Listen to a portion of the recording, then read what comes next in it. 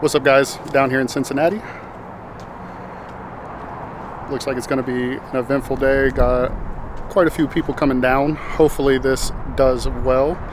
But got a few Supras from Columbus and a bunch of them from Cincinnati apparently. I think there's going to be 8 to 10 of us. We're going to be doing a photo shoot up here. Ooh, that's bright. But yeah, so we'll see how it goes. Hopefully it's not too bad. There was only 4 of us that ended up showing out of like the 8 to 10. So I figured I would just give a quick update before I do the drone footage and a couple pictures and stuff of that. But it was very cool. Got to meet some cool people. Hopefully we can do this next time. And since this video is going to be later than the one that I just posted, my car is now fully kitted out with ground effects, fender flares. If you guys like it, go ahead and give me a subscribe and a like button. I appreciate it. Thank you.